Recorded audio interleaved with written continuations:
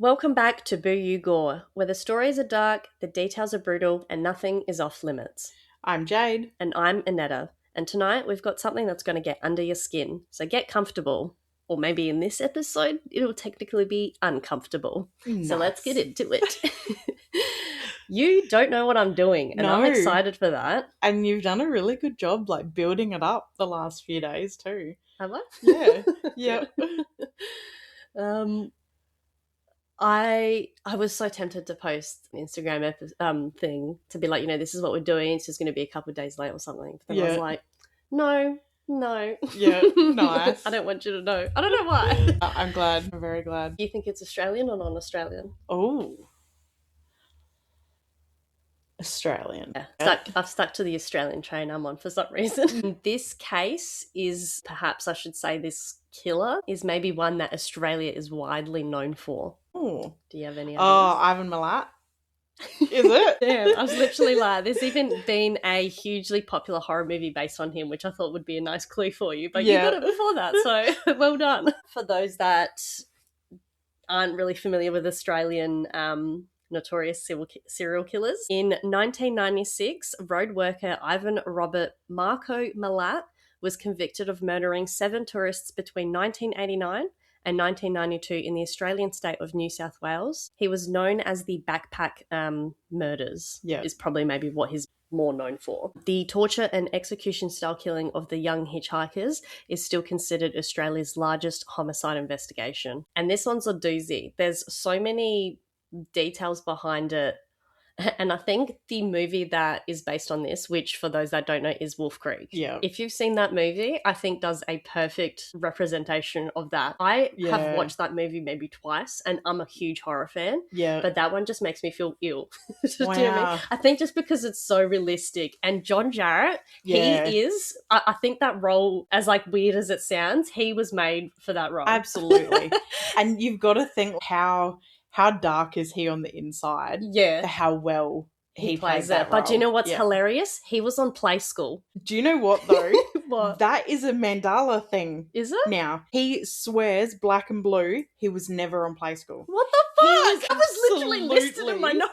Yeah, it was 100% on Play School. John and Noni. Yeah. It was John and Noni. And he says, everyone confuses me for the other guy. I'm sorry. Get fucked. I will stand 10 toes down on that. John Jarratt was absolutely on Play School. Yeah, well that's not as fun then. All over my TikTok the other week with him saying, I have never, ever been on Play School. I'll see if it comes up. Well, for those that are non-Australian, Play School is a show that used to be played in the mornings for I don't think it was that long. It's like a half-hour episode, Yeah. Or something. But it was for children, really, really young children. They'd do things with shapes and do arts and crafts on it. And it was just really random children things. But that's why everyone thought it was funny, because it went from a children's show to this murderer and played it so well. There's now, 3 Wolf Creek movies? Yes. And I swear, I don't know, I can't remember which one it is. And there's a TV series. I've watched that. Series, I'm pretty sure he plays him in that as well. I can't remember. I know the TV series was very different to the movies, but it was still brilliant. Yeah, because she gets away. It was just him as the killer, but it wasn't any of the real victims or anything like that. I mean, not that Wolf Creek is the movie. Well, the first one is based on the true events. Yeah. So he does kill some tourists and stuff in it.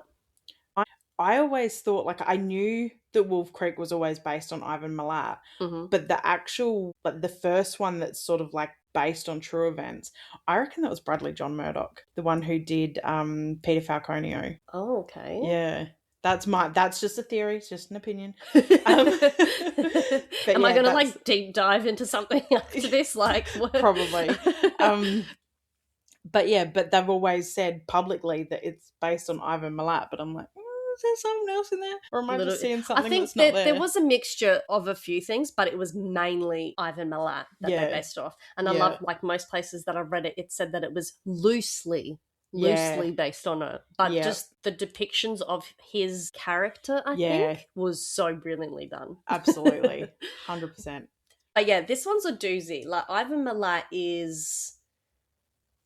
if I say he has no filter, I feel like that's a really basic way to explain him, but I don't know how else to... Like, some of the shit he does, literally watch Wolf Creek. That is just a perfect representation. It definitely paints Australia as that dangerous place not to visit, with not only the wildlife trying to kill you, but also some rural country bumpkin hunters. Ivan Robert Marco Milat, he was born December 27th, 1944, and was commonly referred to in media as the backpack murderer. He was an Australian serial killer who was convicted for the abduction, assault, robbery, and murder of 2 men and 5 women in New South Wales between 1989 and 1992. I had no full stops there, no nothing. His MO was to approach backpackers along the Hume Highway under the guise of providing them transport to areas of southern New South Wales, and then take his victims into the Belanglo State Forest, where he would incapacitate and murder them. And the way he would incapacitate them, I go into further detail below, but it is fucked. He is definitely an interesting man, that's for sure. Milat is also suspected of having committed many other similar offences around Australia, some dating as far back as 1962. I have a lovely picture to show you here. And I loved it more, but they literally go on about his moustache so much. He's just absolutely a porn star. Like that, it's a porn star. Yeah, full-blown. That is just full-blown 70s. Oh. So Ivan Milat was born 27th of December to Croatian immigrant and labourer Stefan Marko Stephen Milat and Margaret Elizabeth Piddleston. She was an Australian national. Ivan was the 5th of their 14 children. Jesus. That's a big family. The Milat family initially lived on a rural weatherboard cottage farm in Bossley Park, 36 kilometres west of Sydney, before relocating to Liverpool, New South Wales. By all accounts, Milat's parents were conscientious in raising, educating and disciplining their children, and sent them all to Catholic schools. And I feel like, Catholic schools do fuck all, because I went to a Catholic school, and look at me. fucking every 2 seconds. At least I'm not murdering anyone, okay? Well, true. Very true. And if you ever do, I want the rights to the book. Thank you. All right. However, family members described Milat's father as having a temper due to his alcoholism. Many of the 10 Milat boys were well known to local police and were used to handling knives and firearms, spending their afternoons shooting at targets in their parents' yard. They loved guns. Apparently he was a gun fanatic. Siblings recalled Milat displaying antisocial and psychopathic behaviour at a young age, such as attacking animals with machetes, leading to a stint in a residential school at age 13. What Jesus. The fuck? It always comes down to people being brutal to animals at a young age. By age 17, he was in a juvenile detention centre for theft, and at age 19, he was involved in a shop break-in. In 1964, Milat was sentenced to 18 months for breaking and entering, and a month after release, he was arrested for driving a stolen car and sentenced to 2 years of hard labour. Because, I guess, just sitting around in a cell did nothing. Good on them. We need more hard labour prisons. They need to be a thing still. Yeah, fuck OHS. Just send out a whole bunch of prisoners to do our roads, build all those bridges. Right. In September 1967, aged 22, he was sentenced to 3 years imprisonment for theft. On 7th of April 1971, Milat abducted 2 18-year-old female hitchhikers near Liverpool railway station with a knife. He raped one of the hitchhikers before they stopped at a petrol station cafe, where they managed to escape. Milat was arrested later that day and charged with 1 count of rape and 2 counts of armed robbery. While awaiting trial, Milat was involved in a string of robberies with some of his brothers before faking his suicide by leaving his shoes at the Gap, which was a well-known Sydney suicide site. And I was so annoyed. I read a small little thing that his lawyers and himself was their argument against to why he didn't do these things to these 18-year-old girls was because they were lesbians. That was like his argument. So because someone because someone loves someone of the same gender, that means that they can't be kidnapped and raped by a man. Yep, that was his argument. Well, ladies out there, ladies who love ladies, you're all safe, apparently. Oh, it is a safe place for you. Yeah, like it was so dumb. I read that and I was like, what? How did the lawyers even... These are educated people that are saying this. I mean, it was like the 70s, but still. A man can't rape them because they're lesbians. Yeah. What? So after he went to apparently like faked a suicide, authorities believe that Milat then fled to Queensland and Victoria before flying to New Zealand, where he lived for 2 years. However, he is suspected of having returned surreptitiously using a fake passport and lived interstate to avoid detection. But I then read somewhere else that apparently that wasn't true, that he never made it to New Zealand and was possibly like hiding out in Australia somewhere the entire time. Oh, yep. Milat was rearrested in 1974 after his mother was taken to hospital suffering from a heart attack. But the robbery and kidnap cases against him failed at trial, with the help of the Milat's family lawyer, John Marsden. Milat took on a job as a truck driver in 1975, and by the time of his arrest, he had worked on and off for the Roads and Traffic Authority for 20 years. So he was always, like, this kind of really allowed him to do all these things because he'd be out in a certain area doing certain jobs. In 1977, Milat unsuccessfully attempted to rape and murder 2 women who were hitchhiking from Liverpool to Canberra, but he was never charged. So that was, that was another 2 then. Yeah. What the hell? So initially, he was getting away with all these things and no one even suspected. On 19 September 1992, 2 runners discovered a concealed corpse while orienteering in Belanglo. The following morning, police discovered a second body 30 metres or 100 feet from the first. Police quickly confirmed via dental records that the bodies were those of Clark and Walters. Walters had been stabbed 4 times in the chest, once in the neck, and 9 times in the back, which would have paralysed her. So he did that a lot. That's such a frenzied attack. What he did to a lot of his victims, it's messed up. Like, he treated them like animals, essentially. Wow. Like, as if he was hunting out in the wild. Clark had been shot 10 times in the head at the burial site, and police believe she had been used as target practice. So I heard on a podcast he put a bag, like a... not like a sack, some sort of bag over her head, and they were sort of discussing, it was morbid, whether some were saying that it would have been to sort of dehumanize her. Yeah. But then others were like, well, if that was the case, why did he do that to literally nobody else? Yeah. And because he used it as target practice, people were saying then it was their sort of theory that he was using that bag to sort of know where he was shooting. Kind of like, you know, those cutouts I have at a shooting range? Yeah. Yeah. Because obviously so then it would like see where the blood was, that sort of thing. So he was just literally using her head as target practice. 10 what the shots fuck? to the head is insane. Like, there wouldn't been much left. Like, how do you... Wow. Yeah. After a thorough search of the forest, investigators ruled out the possibility of further discoveries. On 5th of October 1993, a local man searching for firewood discovered bones in a particularly remote section of Belanglo. He returned with the police to the scene, where 2 bodies were quickly discovered and later identified as Gibson and Everest. Gibson's skeleton, found in a fetal position, showed 8 stab wounds. A large knife had cut through his upper spine, causing paralysis. Like I said, he did that to pretty much most of them. And stab wounds to his back and chest would have punctured his heart and lungs. So imagine, like, that is actually maybe one of my fears now. I think this has given me that fear. Just imagining being paralyzed, so you cannot do a single thing except blink at him. Yeah. And just... You can't get away, you can't do anything, you know, you've just got to lay there and just take whatever's coming. Yeah, and that freaks me out just thinking about that. Big bodies of water where I can't see anything around me, number 1. Yeah. And number 2, I think, is being paralysed by Ivan Milat.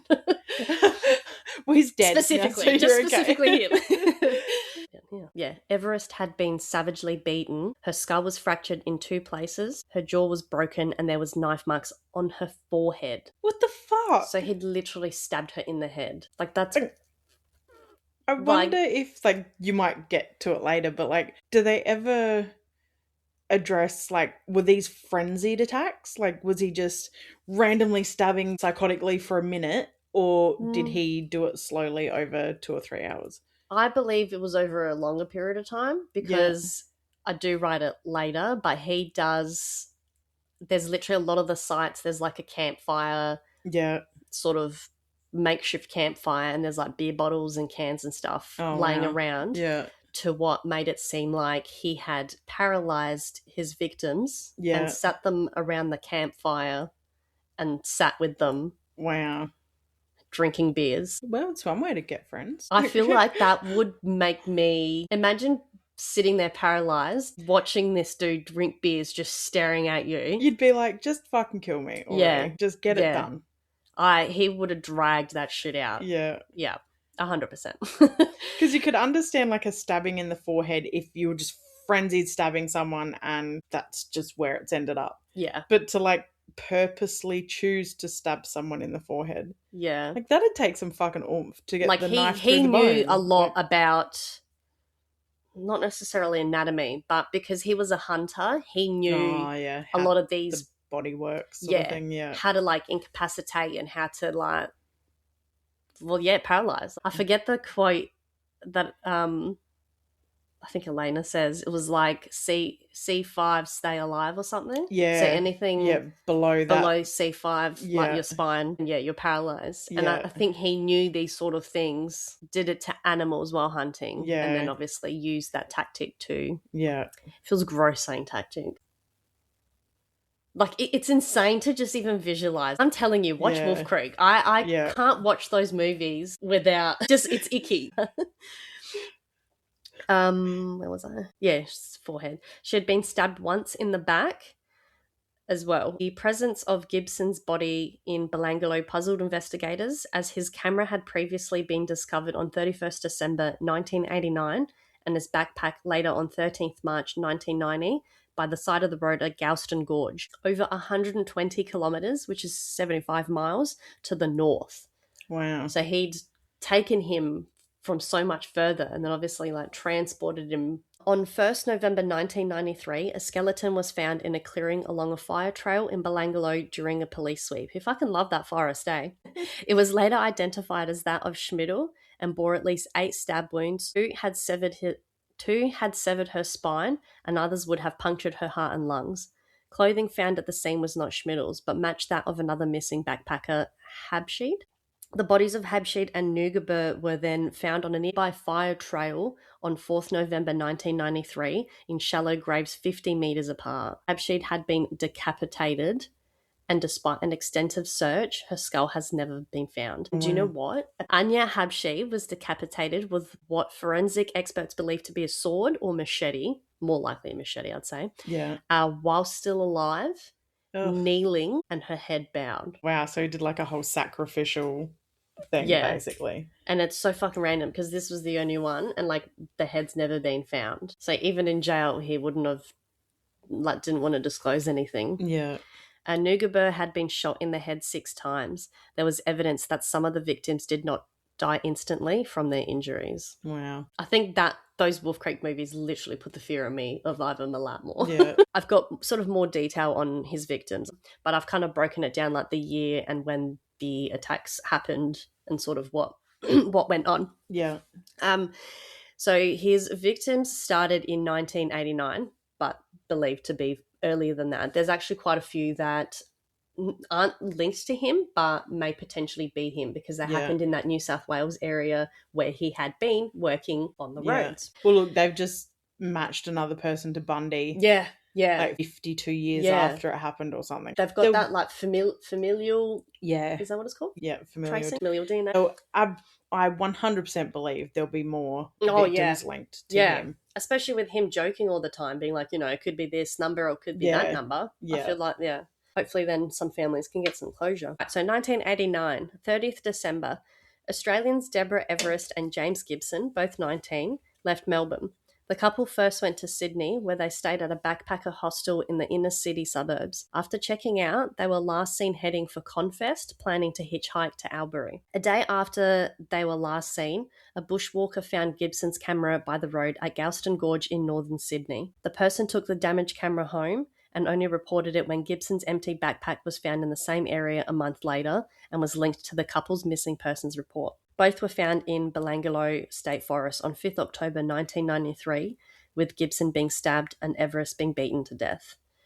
One, I don't think I went and put this bit in there, but he would he was a big trophy type serial killer. Yeah. He would keep a lot of things from, like they do, I think I do later say they obviously find a shitload of stuff in his house. Yeah. But one victim, he took her t-shirt, I can't remember what brand it was, must have been like a nice one, gave it to his girlfriend at the time. I was going to say, wasn't there things that he took and then gave to his partners? Yeah. Yeah. So there's photos of his girlfriend at the time wearing this specific t-shirt, and then there's photos of the victim wearing the t-shirt like next to each other, and it's like, what?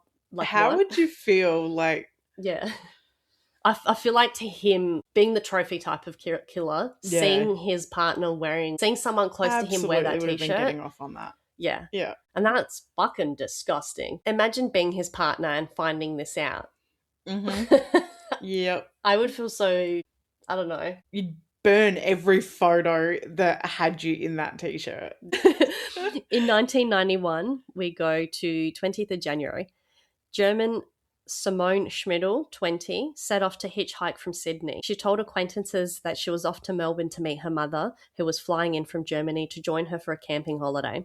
She was last seen at a train station preparing to leave for Western Sydney, where she was attempting to hitchhike. On 1st of November 1993, Schmidl's body was found in Belanglo State Forest. She had died after suffering numerous stab wounds, one of which went through her spinal column. Again, would have paralyzed her. I think she was one of the only ones that he killed like one person. Yeah. Whereas all his other ones have been in pairs. Yeah. And that's a little insane to think about. Yeah. That you're able to subdue two people. I think he would have gone for that spinal thing quite quickly. It's easy to control people if they can't move, isn't it? Exactly. Yeah. But that's still insane. It just shows, like, I guess, his physique and his physical ability. He was a unit. He was pretty buff. Yeah. And like tall, like everything. Like he was just solid. And being country and growing up on a farm and shit, they're just stronger. Yes. Because they eat better, they work harder. So yes. they've just got natural. And they're always like physically working. Yeah. So she was the only solo. That feels, she was the only one that died alone, really. Yeah. Which is maybe worse? I don't know. Yeah. I don't think I'd want to watch. Yeah, well, that's the thing. Like, when there's multiples, someone's got to watch the other one die. And that's literally the last thing you still. And you're watching that knowing that that's what's coming for you. That's maybe more fucked up, I think. Yeah, I think and I'd it's like a rather be loved alone. one you're watching. Yeah, I think I'd rather be alone. Yeah. I wouldn't want to watch someone fucking attack you and then I've got to sit there and be like... We're the type that we take other people's pain on, or like we want to help. We want to take things on solo. I'd be like, just stab me. Just do it to me. If you're going to stab us both 10 times, just stab me 20. Let her go. Make it quick. That's just all I would want. Right? And that's the thing about him. He didn't make it quick. Which was, like, just watch Wolf Creek. I don't know how many times I'm going to say this episode. Just the perfect representation. My brain stem. Yeah. And then do whatever you want to do. Yeah. Just fucking... I didn't watch it before writing this episode because I hated it that much. Oh, wow. Like, hate it in the sense that it just gives me the heebie-jeebies. You know the part that fucks with me in Wolf Creek is when the girl gets away. Oh, yes. Yeah. Spoiler alert. Yeah. Fucking bang. She takes from a car like miles or something, away. Doesn't she? Yeah. And she's gone and she's like, oh my God, I'm free. And then fucking bang. See you later. Doesn't he blow out her tyre first? Or why does she stop? She stops on the highway for some reason. He's like, imagine a desert. Like when you imagine Australia and see the red dirt and there's nothing for miles, imagine that. He's like off in the distance. Sniper shot and just blows her apart. Yeah. And then you're like, well, I thought she was a final girl. Yeah. You're like, oh my God, she's free. She got away. Yeah. Fuck. Yeah, so sorry, spoiler alert if you haven't watched the movie yet. On 26th December, German backpackers Gabor Neugebauer, 21, and Anja Habschi, 20, left the backpackers inn at King's Cross, Sydney, to hitchhike to Adelaide and Darwin. King's Cross is pretty that's in in the city. Yeah. To hitchhike to Adelaide and Darwin. On 4th of November 1993, both were found in Belanglo State Forest. Forest Gump. Fuck me. We're all having strokes. You've got to be a gas leak in this room or something. Oh, shit. Yeah, both were found in Belanglo State Forest, where it was determined that Nugabor had been bound and shot 6 times, while his partner, Habsheen, had been beheaded. Wow. Sorry, so he beheaded a few. Yeah. I don't know why I had this image, and I feel like I'm fucking making this up right now, but did he spike their heads? In Wolf Creek, yeah. Oh, I'm getting that mixed up. Yeah. See, full fucking PTSD me. Like, I can't traumatize me. I think that's in the second one. Maybe. I reckon. I can't remember what one it is, but when the cops try to pull him over and he just fucking yeets them off that bridge. Yeah. And they're upside down or they crash land and he just full waltzes over. It does that part so well. Gets me. I think it's in the second one. The fucking scene when he's in the truck with the kangaroos.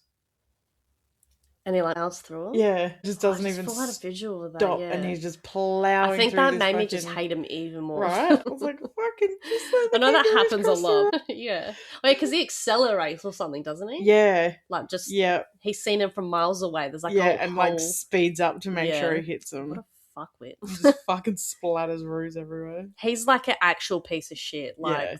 This, when I call other serial killers a piece of shit, like he is a proper piece of shit. Yeah. Like he had no emotions. He had no... Complete psychopath. Yeah. Like when you imagine just a full thick moustache just laughing away at you while killing you, like it's fucking insane. In 1992, 18th of April, citizens Joanne Walters, 22, and Caroline Clark, 21, left King's Cross to hitchhike together around Australia. They were headed for Victoria to pick fruit and made it to the Bully Pass near Wollongong, where they reportedly asked for directions to the Hume Highway. On 19 September 1992, both were bound... What the fuck? Because I started thinking of Belanglo, so I put B instead of F in found. Both were found in Belanglo State Forest. Yeah, both were found in Belanglo State Forest. Walters had been stabbed and Clark had been shot 11 times. Such overkill. It is. He got pleasure out of this shit. Yeah. So there's one that I don't think I ended up writing down, and I feel like I accidentally deleted something because I just go into the search for a serial killer. So there was one person that actually was noted named Paul Onions. Yes. He managed to escape. Did write a little bit. So examination of the remains showed evidence that some of the victims had been tortured, and at most of the sites there were makeshift fires and beer cans littered as though he'd placed his victims and just sat with them like camping buddies. So as I said before, like that's fucking insane. In response, on 14th October 1993, Task Force Air, containing more than 20 detectives and analysts, was set up by the New South Wales Police. On 5th of November, the New South Wales government increased the reward in relation to the killings to $500,000. That's a lot of money back then. Yeah. In the 80s and... in the 80s. After developing their profile of the killer, the police faced an enormous volume of data from numerous sources. Investigators applied link analysis technology, and as a result, the list of suspects was narrowed from a short list of 230 to an even shorter list of 32. Speculation arose that the crimes were the work of several killers, given that most of the victims had been attacked while as pairs and had been killed in different ways and buried separately. But that was obviously wrong. On 13th of November, police were contacted by Paul Onions, 24, in the United Kingdom. A few years earlier, on 25th January 1990, Onions had been backpacking in Australia and, while hitchhiking from Liverpool Station towards Mildura, had accepted a ride south out of Casula? Yeah, out of Casula from a man known only as Bill. South of the town of Mittagong and less than 1 kilometre from Belanglo, Bill pulled out a revolver and some rope to rob Onions, at which point he managed to flee while Bill shot at him. He apparently ran straight into traffic and someone stopped, let him in, and this lady just like sped off with him in the car and like took him to a police station. And Oh, I wrote that. Onions flagged down the passing motorist, Joanne Berry of Canberra, and together they described the assailant and his vehicle and registration number to the Bowral Police. On 13th of April 1994, detectives re-found the note regarding Onion's call. His statement was corroborated by Berry, along with the girlfriend of a man who worked with Milat. So that's one thing. Literally, a friend of Milat's girlfriend was like, hey, check out Ivan Milat. He's a little sus. I think he's done this. Wow. So for someone that's like, yeah, shows what kind of a person he was, even to like around people. That someone's already got the creeps off of him enough to be like, yeah, maybe he's the one doing this shit. Police surveillance of the Milat house at Cinnabar Street in Eagle Vale commenced on 26 February 1994. Police soon learned that Milat had recently sold his silver Nissan Patrol shortly after the discovery of the bodies of Clark and Walters. Police also confirmed that Milat had not been working on any of the days of the attack, so he had no alibi. Yeah. And acquaintances also told police about Milat's obsession with weapons. When the connection between the Belanglo murders and Paul Onion's experience was made, Paul flew to Australia to help with the investigation. On 5th May 1994, he positively identified Milat as the man who had picked him up and attempted to shoot him. And I think he picked him up out of a video lineup. Like, he didn't actually have to, Milat was arrested at his house on 22nd May on robbery and weapons charges related to the Onions attack after 50 police officers surrounded the house. The search of the residence revealed various weapons, including a 22 caliber Anschutz model, 41-42 rifle, and parts of a 22 caliber Ruger rifle that matched the type used in the murders, a Browning pistol, and a Bowie knife. Yeah. What the fuck's a Bowie knife? Big hunting knife. That's what he would have used to stab them in the spine. Also uncovered were items belonging to several of the victims. Like I said, he was a huge trophy guy, so he always took things home. Homes belonging to Milat's mother and 5 of his brothers were also searched, uncovering several more items belonging to victims. So he just scattered shit everywhere and gave things away, and that's just insane. Milat appeared in court on 23rd May, but he did not enter a plea. On 31st of May, he was additionally charged with the 7 backpacker murders. On 28th of June, Milat sacked John Marsden, his family's lawyer, and sought legal aid to pay for his defence. Meanwhile, brothers Richard and Walter were tried in relation to weapons, drugs, and stolen items found on their properties. Whew. Jesus.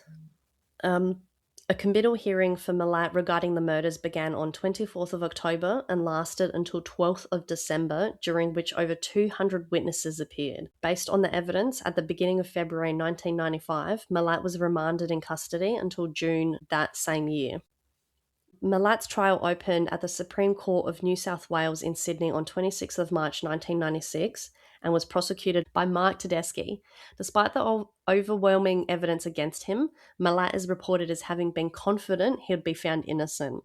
In phone recordings made for the ABC's Australian Story program in 2004, Milat stated his grounds for believing he would be found innocent at trial. My basic defence in my trial was that it wasn't me. I don't know who did it. It was up to them to prove my guilt, not for me to prove my innocence. Yeah. Full arrogance. His defense argued that, in spite of the evidence, there was no non-circumstantial proof Milat was guilty and attempted to shift the blame to other members of his family, particularly Richard. 45 witnesses took the stand, including members of the Milat family who endeavoured to provide alibis. On 18th June, Milat gave evidence himself. On 27th July 1996, after 18 weeks of testimony, a jury found Milat guilty of the murders. He was given a life sentence on each count without the possibility of parole. He was also convicted of the attempted murder, false imprisonment, and robbery of Paul Onions, for which he received 6 years imprisonment each, for each charge. Attempted murder, 6 years. False imprisonment, another 6 years. And robbery, another. And then also all those murders. So he was not getting out. He was in there until the day he died. Mm-hmm. On his first day at Maitland Jail, Matt was beaten by another inmate. Almost a year later, on 16th May 1997, he made an escape attempt alongside convicted drug dealer and former Sydney councillor George Savas. The plan failed and Savas was found hanged in a cell the next day. Oh, wow. Well, that's a little random. Milat was subsequently transferred to the maximum security section at Goulburn Correctional Centre. In November 1997, Milat appealed against his convictions due to a breach of his common law right to legal representation as established in Dietrich versus the Queen. However, the New South Wales Court of Criminal Appeal dismissed the appeal. In 2004, Milat filed an application with the High Court of Australia that he be allowed special leave to appeal on new grounds. The application for leave was ultimately dismissed, affirming the Court of Criminal Appeal's decision to disallow his initial appeal. So they're just always like, no, you're not allowed nothing. Yeah. On 27th October 2005, in the New South Wales Supreme Court, Milat's final avenue of appeal was refused. In 2006, 2 other application attempts were rejected as well, as was one in November 2011. In 2001, Milat was transferred to one of the 45 new units at the High Risk Management Correction Centre, Supermax, at Goulburn Correctional Centre. In 2006, a toaster and television given to Milat in his cell caused a public outcry. And I'm surprised he actually got that. But in prison, he was constantly demanding things or attempting to get hospital visits by either cutting off the tip of his finger, swallowing razor blades, or other sharp objects that he could find. Fuck. He went on a hunger strike and lost around 25 kilos. And do you know why? Because he wanted a PlayStation. Oh my God. Luckily, they didn't give it to him, other than the TV and toaster. What a child. Eat if you don't give me a PlayStation. What the fuck? Yeah, like a full-grown adult. So Milat, age 38 at the time, this is just like random shit from his personal life. Milat, age 38 at the time, met 16-year-old Karen Duck in 1983, who was pregnant by his cousin. Oh, God. They married in 1984 and had one daughter of their own. However, Duck left Milat in 1987 due to domestic violence, and they divorced in October 1989. At trial, she described Milat as gun crazy, calling him killing kangaroos on a visit to Belanglo State Forest. And, I think that's where that scene came from in the movie. Yeah. Imagine being his girlfriend, wife, whatever, in the car, and he just plows through some precious kangaroos. So some aftermath stuff. That's great-nephew Matthew Milat and his friend Colin Klein, both aged 19 at the time of their sentencing, were sentenced in 2012 to 43 years and 32 years in prison, respectively, for murdering their own friend, David Ochterloin. They murdered their friend David, and that's messed up, on his 17th birthday in the Belanglo State Forest, of all places, in November 2020. Matthew struck his friend, David, with a double-headed axe as Klein audio recorded the attack with a mobile phone. And when Michael was sentenced and he was talking to the judge, do you know what he said? What? That's what the Milats do. Wow. Yeah. Hey, guys, stop idolizing serial killers. Yeah, and do you know what's fucking insane? That was his great-nephew that did that. But his nephew, also named Matthew, and we knew him through the car scene, and you probably know him. He was the guy that had a Sephira, and he did a massive burnout on Rundle Street, and it was all over the news. The cops had him blocked, and then he just managed to get away from it, and everyone was egging him on and shit. Wow. That was him. He was Ivan Milat's nephew. Fucking hell. Yeah. I was watching a documentary on Milat, and they interviewed siblings. And it was funny because some of them were like that. Yeah. Like real shazzers. Yeah. And then one of the brothers they interviewed was like a little geeky, like accountant, like, oh, well, there was always something quite wrong with Ivan. Yeah. Like real knitted sweater, like khaki pants, real like polar opposite. Yeah. To what they're the ones that probably said that Ivan was a psycho, because there were family members that were like, no, he wouldn't, like, nah, he's fine. Because I know one of his sisters benefited a lot from him financially. Oh, really? From Ivan. See, there's some talks that he took one of his sisters along to some of these. Yeah. I've always believed some of his siblings knew what he was doing. Yeah. I think one of them, Richard, maybe contributed to something. Mm-hmm. But there was also something I saw or read, and I could be remembering this wrong, but something that like was sleeping with one of his sisters or slept with one of his sisters or something. Like unless there was something, that cousin thing. There was something. You know what? That wouldn't surprise me though. Some he was so like backwards. Like I absolutely believe at least one of his brothers was connected somehow. Yeah. On 18th July 2005, John Marsden, Milat's former lawyer, made a deathbed statement in which he claimed that Milat had been assisted by his sister, Shirley, in the killings of the 2 British backpackers. In May 2015, Milat's brother Boris told Steve Apperon, a former homicide detective, that Milat had admitted responsibility for accidentally shooting taxi driver Neville Knight with a shotgun during an attempted robbery on 6 March 1962, when Milat was just 17. Oh, wow. Knight was left paralysed from the waist down. Sounds familiar. Yeah. Where do you think? Maybe you got the idea from that. Milat was never caught, and an innocent man, Alan Dillon, was subsequently convicted and served 5 years in prison for the crime. After conducting polygraph tests with Boris and Dillon, Apperon became convinced that Milat shot Knight. Authorities never charged Milat with the crime, although they noted similarities with the way Milat paralysed many of his victims before they were murdered. Similarly, Superintendent Clive Small, who led the investigation into the backpacker murders, also believed that Milat was responsible for the shooting of Knight. Ivan Milat, Australia's most notorious serial killer who was serving 7 life sentences for the backpack murders, died in Long Bay Prison, aged 74, after being diagnosed with terminal esophagus and stomach cancer. I hope he was riddled with cancer and died in pain. New South Wales Corrections Minister Anthony Roberts said he was glad Milat was dead. He can rot in hell, Mr. Roberts said. He showed no remorse. Yeah. And I mean, he didn't show remorse. He would laugh in your face as you're dying. Watch Wolf Creek, I'm telling you. It is a perfect representation. And watch all the movies, because that's how insane I feel he would have been. That he would just not give a shit. Yeah. Like I feel like he would have been one of those people that like lets someone go just to catch them again. To have that hunt, to have that adrenaline. Yeah.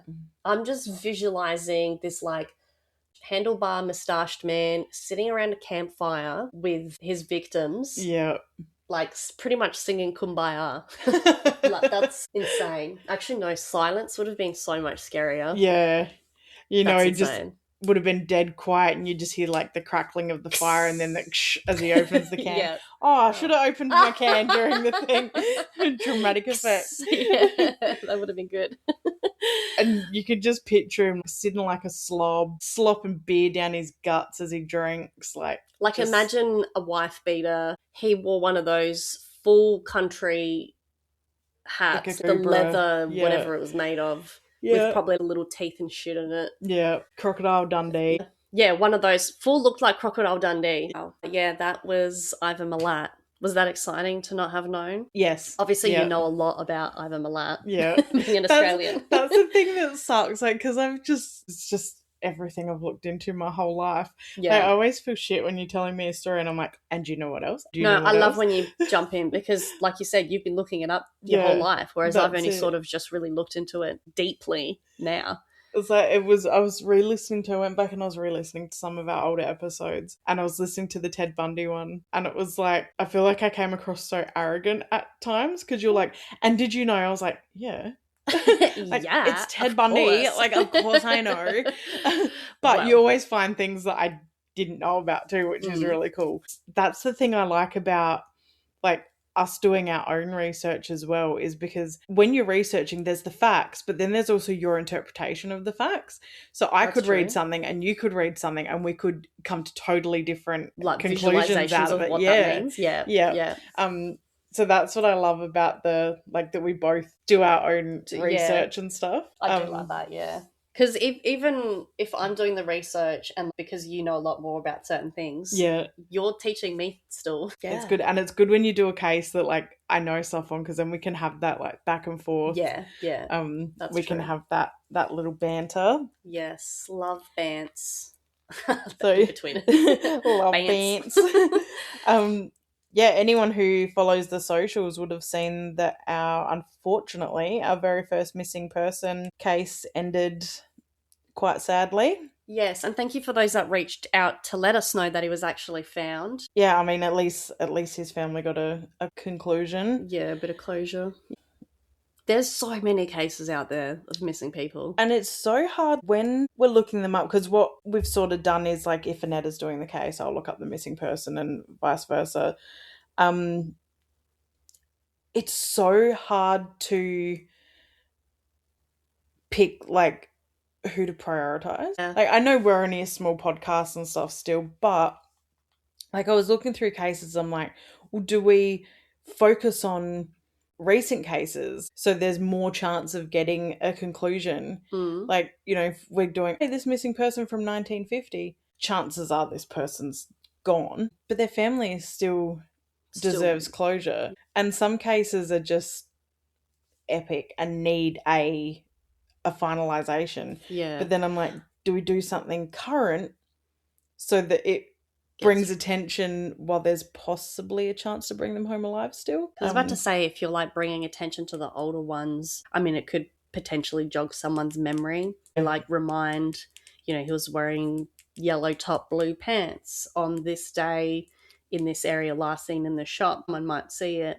Like you said, we don't have a huge following, but someone might see it and then be like, you know what, I feel like I remember that exact thing because it was such an odd thing to wear, or something like that. That's it. Like, it can, I guess anything can spark something in someone's memory. Actually, I'm going to do this one because this one has always stuck with me. But yeah, there's a site on Facebook called Australian Missing Persons Register, where like the families can go and post things as well. So I'll send you a link to that. Yeah, yes, please. And they post updates and stuff. So this one is strange as to why this one sticks out in my head. He's actually always stuck in my memory because A, he went missing from around where I lived at the time, and B, he worked at a powder coaters, and I worked at a powder coaters, so it was kind of like a you know, little it could have been kindred. Sorry, I shouldn't laugh. I also feel, again, my opinion, this is only my opinion, I feel like this could be linked to the family. I feel like there's a lot of things that I read that everyone's like, this is a potential family murders. So on the 31st of December 1994, Daniel Shepherd, aged 19 years, attended a New Year's Eve celebration with his brother and friends at Lenny's Tavern, Glenelg, SA, before catching the tram into the city to continue celebrations in Hindley Street, Adelaide. In the early hours of New Year's Day, 1995, Daniel walked alone to the Adelaide railway station and boarded the 4:13am train to Outer Harbour in order to go home. There were approximately 30 other commuters on the train, including 3 girls he knew from school. On the train, Daniel told 2 of the girls, "I'm partied out, I'm going home to crash." Daniel was described as being moderately intoxicated, but still completely in control of his faculties. At 4:35am, Daniel got off the train at Port Adelaide train station and was seen on the southern pedestrian ramp walking towards Baines Place. He was last seen wearing blue jeans and a maroon denim shirt. The walk home would have taken approximately 10 minutes, but Daniel has never been seen again. Police suspect he has been murdered. If you have any information that may assist police, please call Crime Stoppers on 1800 333 000. And again, we'll post photos and a reference link to his case on our social media. So get it right the first time. So anything that it could be anything. You might have thought you saw him on that night. Like, there's literally no information is too little. Whether you literally saw him in Port Adelaide at that time. That's it. You could have seen him in town earlier in the night. Yeah. Like, nothing is too small a piece of information. And you never know, something so simple could completely break the case. But this is one that's always stuck with me. So again, we'll share photos, we'll share the links. Yeah. And I was going to say, share our posts. Said we won't generally ask for that, but the missing case ones we will. Yeah, that's it. We share around. Really, really appreciate if you can share those, because it's not for us. It's not about highlighting the podcast. It's about getting answers for the family of these people. Yeah. And even though, like you said, it was the early 90s that Daniel went missing, like we said, it could still potentially, I don't know, trigger something in your mind that happened. That's it. That you remember seeing, that you didn't think was a vital, like, that was relevant to anything at the time. But now that we're highlighting, you know, it was in Port Adelaide around that time. And not everything is nefarious too. Like, it could have been something as simple as he's tripped on a gutter, hit his head, someone called him an ambulance, he didn't have ID on him, he could have passed away in hospital, and no one's been able to put the connection together that was him. Something like that. That's it. You might have had someone around that time who came home with a big dent in their car and a smashed window and couldn't explain why, or told you that they hit a kangaroo in Port Adelaide. Like, anything simple like that can help. Could blow this wide open and could give Daniel's family some sort of closure. Please share the missing person posts. So yes, that was the Ivan Milat. If you're enjoying the episodes, hit the little bell on YouTube. We are on there as well. No videos at the moment. We are trialing some stuff, but be patient with us. We are millennials plus, and technology isn't necessarily our best friend. That's it. We're learning. We are learning. We are currently recording ourselves. Hey. And there's probably, because I forgot about it a lot of the time. So hit the little bells. Give us a follow on Insta. That's probably the main one we're active on. Yeah. TikTok as well. Hopefully with our trial of these new little videos, we might get some things on TikTok. Get some funny shit. Some bloopers or something. Yep. Things that we cut out of the episode maybe. But yeah, we'll catch you on the next one. Bye. Bye.